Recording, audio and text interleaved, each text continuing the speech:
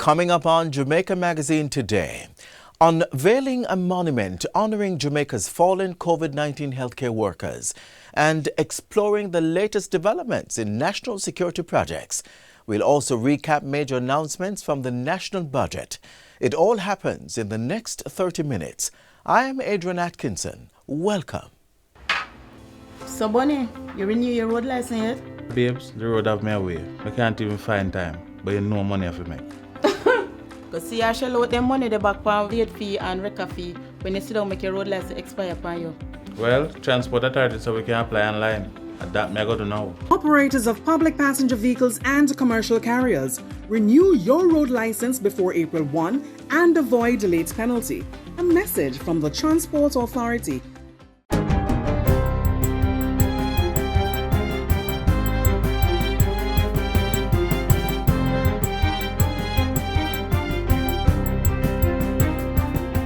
Good day, I'm Theodore Henry, and this is your JIS News for Thursday, March 13, 2025. The Ministry of Finance and the Public Service has so far received 11 claims as the government begins wage talks with unions representing public sector workers for the new contract period. Portfolio Minister Favour Williams made the disclosure as she opened the 2025-2026 budget debate in the House of Representatives on Tuesday. The government has commenced discussions with the unions and associations for the new contract period. The continued engagement of all stakeholders remain key to the maintenance of harmony in the public sector.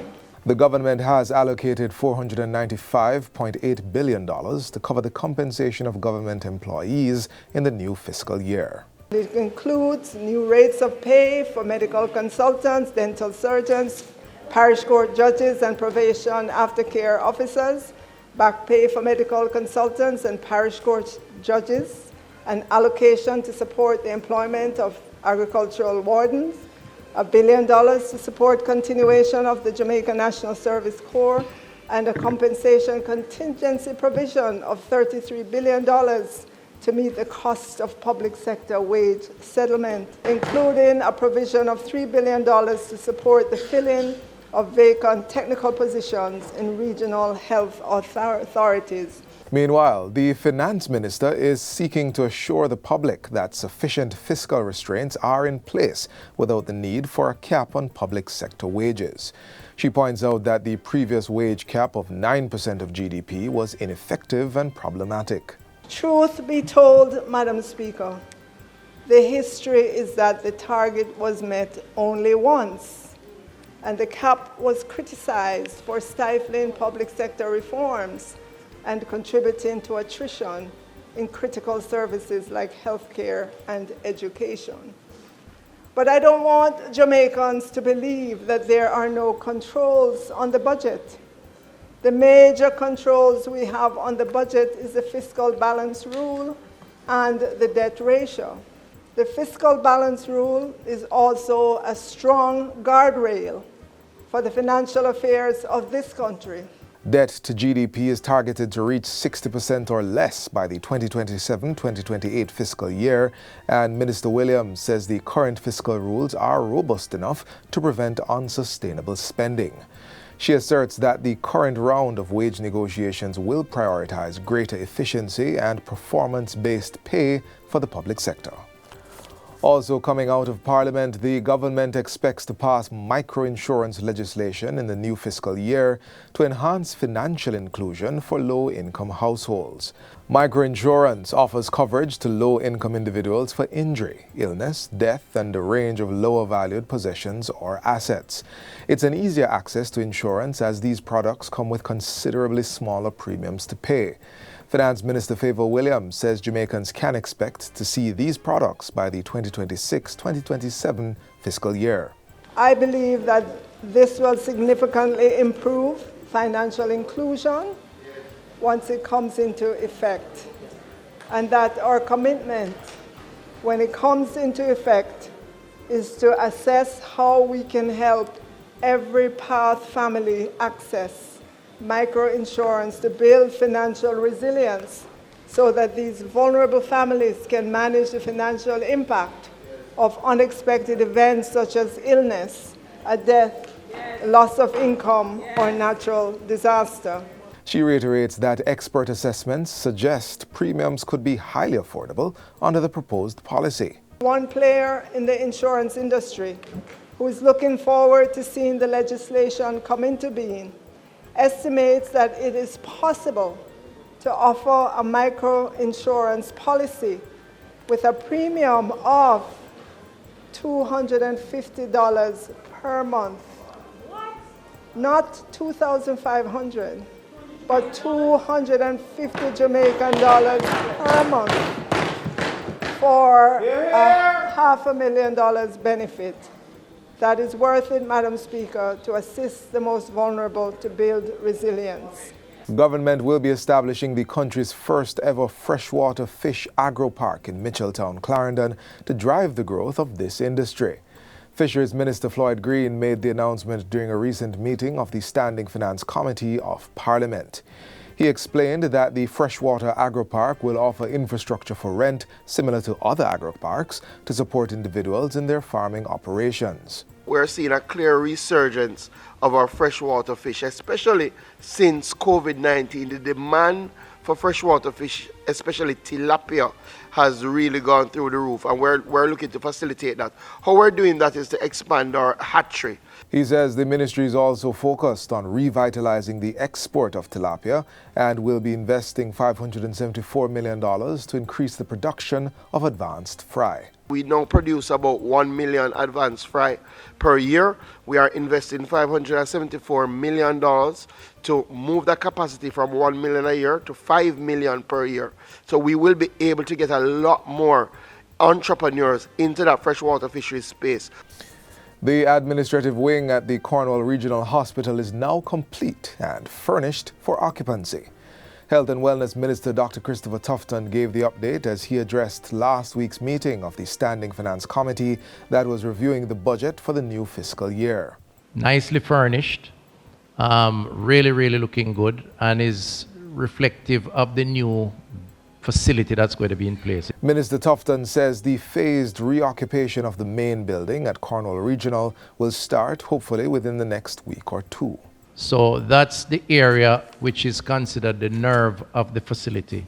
The next important area will be the IT, the server rooms. And then from there we continue to phase. Dr. Tufton says phased occupancy was delayed in order to do air quality testing at the facility.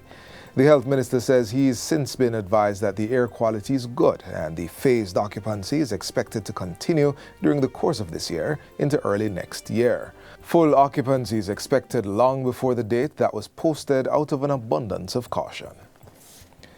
And finally, Argentina's World Cup footballer Lionel Messi is in Jamaica for the highly anticipated upcoming match of the second leg of the CONCACAF Champion Cup Round 16. The global football star was greeted by the Minister of Sport, Olivia Grange, upon arrival at the Norman Manley International Airport Wednesday night. Messi and his Inter Miami club squad are on the island for the second leg of their CONCACAF Champions Cup Round of 16 match with Jamaican club Cavalier FC to take place later today at the National Stadium. I'm happy that Jamaica is able to host I would say high-profile matches, because having Messi and other high-profile players here, it makes Jamaica look good. And I'm also proud of Cavaliers, the fact that they get to play with some of the most outstanding players in the world and to compete with them. I mean, Jamaica to the world. Inter Miami currently holds a 2-0 lead over Cavalier following their previous match at Chase Stadium last week.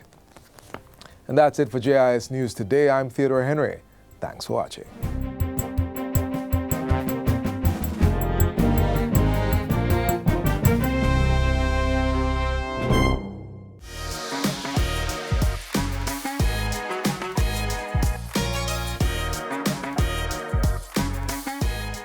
Minister of Finance Favour Williams made several announcements on Tuesday as she opened the 2025-2026 budget debate.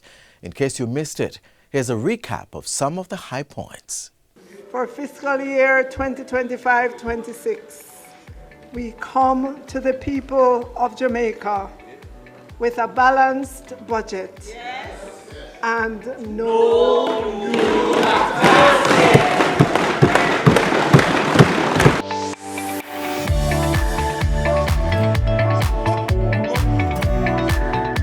This government will increase the PAYE threshold to $2 million.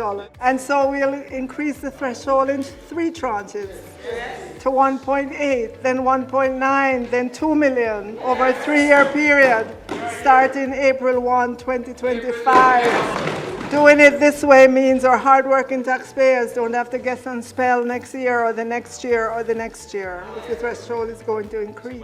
We are pleased to announce that the commitment to reduce the GCT rate on electricity to 7% and eliminate the 150 kilowatt threshold for postpaid residential consumers is on track for implementation by the JPS starting on May 1, 2025.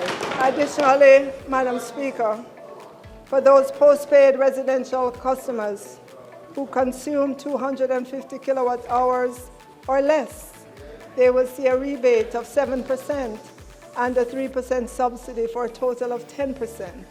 This is a caring government, Madam Speaker. We are pleased to announce the most ambitious program to allow affordable access to prepaid electricity. This government has allocated $1 billion to assist the first 20,000 first-time JPS prepaid customers who sign up for prepaid electricity. The $1 billion will go towards paying for house wiring and inspection in order to get those with a legal connection to get legally and safely connected to the JPS grid. We know that the cost of house wiring and inspection can be prohibitive for many. And so as a caring government, we are absorbing that cost in order to begin to cauterize this massive electricity theft problem. To incentivize the uptake of prepaid electricity service, the first 20,000 new prepaid customers will get $4,000 credit for electricity per month for 6 months. This government, through the Student Loan Bureau, will be offering to new students a longer repayment period of 10 years instead of the current 7 and 5 years. And the rates will remain the same, meaning the rates will not increase because the payment period has increased. We are committed to an increase in the loan amounts that students will be able to access, and for the disbursement to include not just tuition, but also housing, books and supplies, the cost of a laptop, and a stipend for meals. We are also committed to a meaningful reduction in interest rates on the various loans. And so we have to work with the Student Loan Bureau to be able to launch these initiatives for the new school year starting September 2026. We are a can-do government, a government of ideas, and a government of solutions.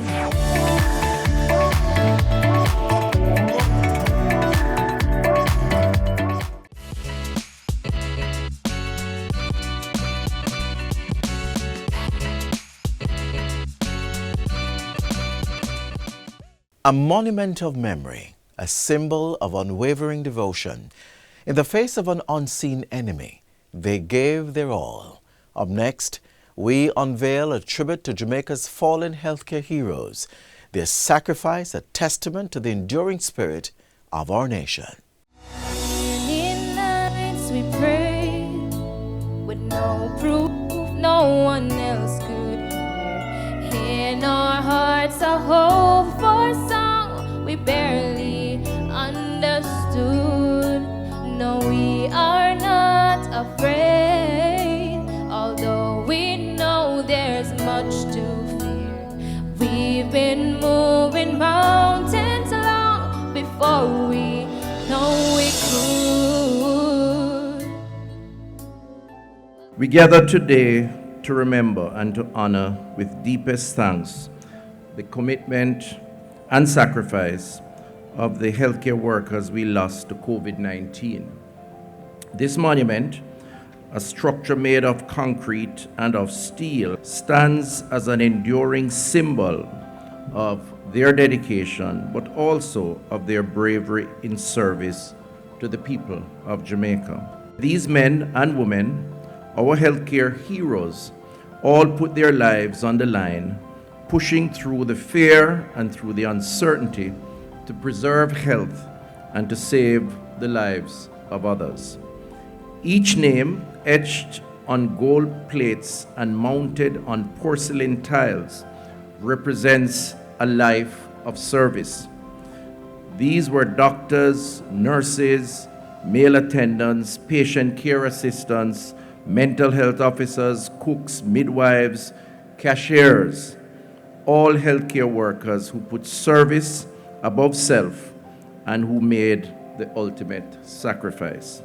It is my hope that this place can be one where reflection happens, where we are reminded to be grateful, and where we recommit ourselves to realizing a better future in public health for all at all ages.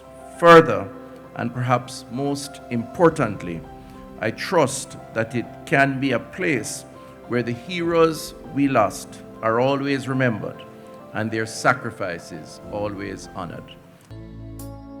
Whoa, there can be miracles when you believe. Though hope is frail, it's hard to give. Who knows what miracles you can achieve when you believe? Somehow you will. You will when you believe. I believe it is fitting that the monument is placed at the National Chest Hospital, a hospital that has responded to the call in several epidemics, and therefore is not just a remembrance of those who died during COVID, but a symbol of the responsiveness and resiliency of this facility and its staff. On behalf of the Ministry of Health and Wellness, I extend sincere appreciation to everyone who has made this event possible. This monument represents the courage, dedication, and sacrifice of the healthcare workers who stood on the front lines during one of the most challenging periods in our nation's recent history. When COVID-19 reached our shores 5 years ago, bringing uncertainty and fear, it was our doctors, nurses, patient care assistants, hospital attendants, technicians, support staff, and other healthcare professionals who rose to the occasion. In the face of overwhelming odds, they put their duty above their fears, their patients above their own well-being, and in doing so, they saved countless lives. Today, we pay tribute not just to their service, but to their selfless sacrifice and unwavering dedication. We honor those who did not return home to their families, those who gave their last measure of devotion in the line of duty, those whose names are now etched on this monument so that generations to come will remember their heroism. Let us also commit to upholding the values these healthcare workers have embodied: care, compassion, resilience, and unity. May their souls, the souls of our dearly departed heroes and heroines, rest in peace, knowing that they will always be honored in the heart of the nation. You will when you believe. You will when you believe.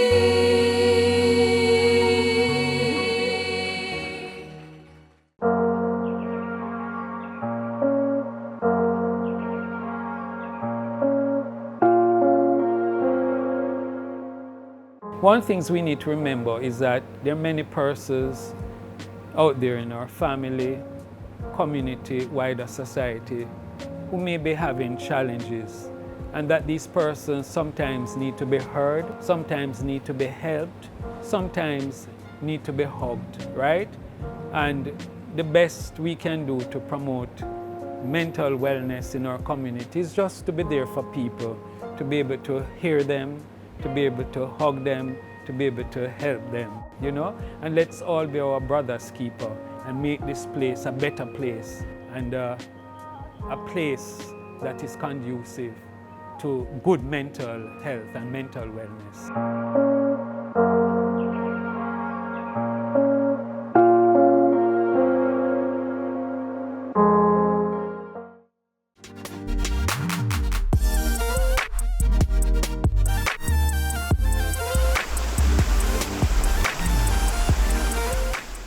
Dollars and defenses. That's our focus as we delve into the numbers behind Jamaica's national security, examining how the budget is being deployed to safeguard our future, protecting our communities and our way of life.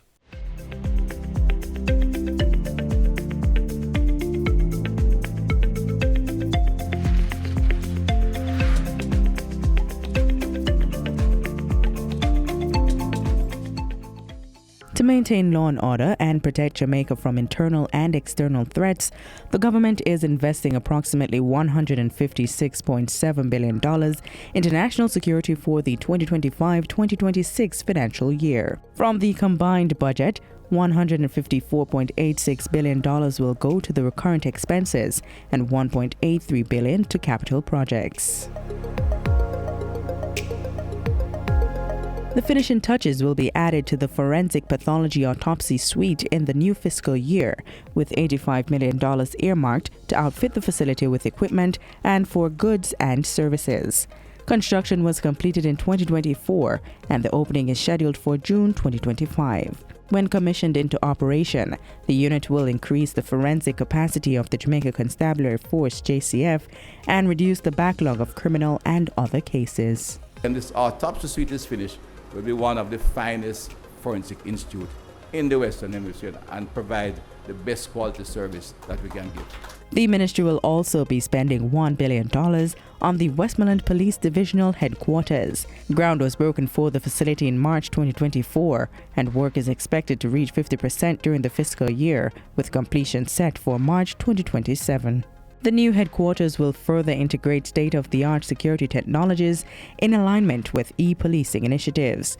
It is also expected to facilitate improved response times and interactions with citizens, as well as enhance police presence in the division to promote public order. Construction will begin on another police divisional headquarters, St. Catherine North. The modern fit-for-purpose three-story building will span approximately 43,000 square feet. This new headquarters in the St. Catherine North Division is more than just a construction project. It is a tangible step in the ongoing transformation and modernization of the Jamaica Constabulary Force. We all recognize that a transformed and modern JCF is essential in tackling the challenges associated with ensuring public safety and citizen security. This year's budgetary allocation of $700 million is expected to bring the project to 30% completion. It's being executed under the Ministry of National Security's Project Rebuild, Overhaul and Construct ROC initiative. All three capital projects are financed by the government. Another investment that will make a significant impact on policing is the $19.58 million for the Security Strengthening Project. With funding from the Inter-American Development Bank, the objective of the project is to increase the conviction rate for murders in Jamaica. Already, network equipment has been installed to connect agencies across the JCF. Case management and station records management systems have also been completed, as well as a jail management software. Computer equipment was also delivered to the National Police College of Jamaica. In the new financial year, work to be undertaken include audits and evaluation of the project. This is a clear testament to the government's dedication to strengthening the security apparatus of our nation. This variety of assets underscores a clear understanding of modern policing realities. On the recurrent side, more money is allocated for information and communication technology ICT services. Of the $195 million assigned, $45 million will be used for fixed asset.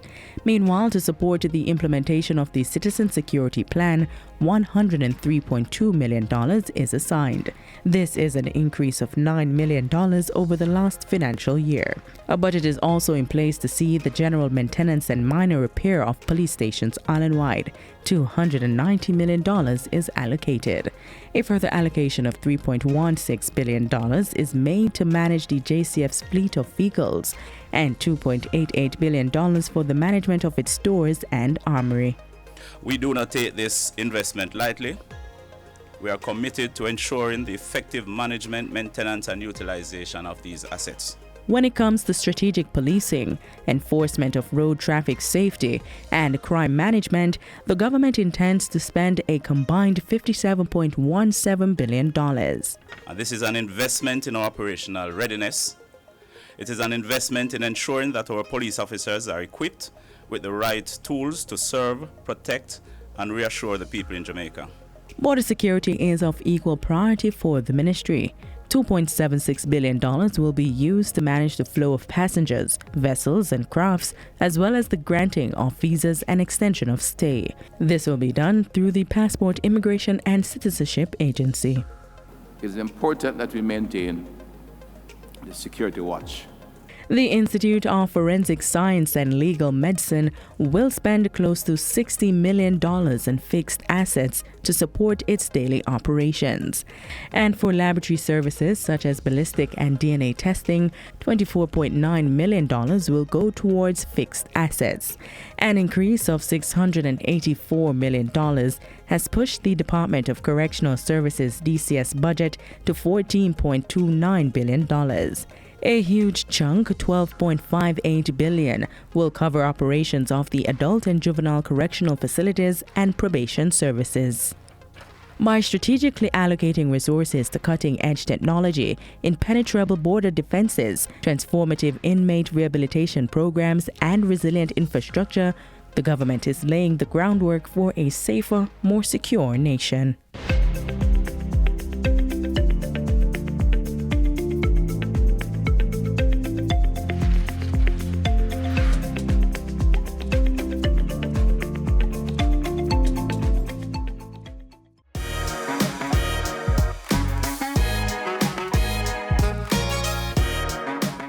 This is where our journey ends, but only for today. Do join us again tomorrow when we'll bring another informative program. In the meantime, stay connected via our website, jis.gov.jm. And while you're online, send your feedback to Jamaica Magazine at jis.gov.jm or via X at JIS News. You may also find us on all the major social media platforms and through our mobile app that's Android and iOS compatible. On behalf of the entire production team, I'm Adrian Atkinson. Do take care.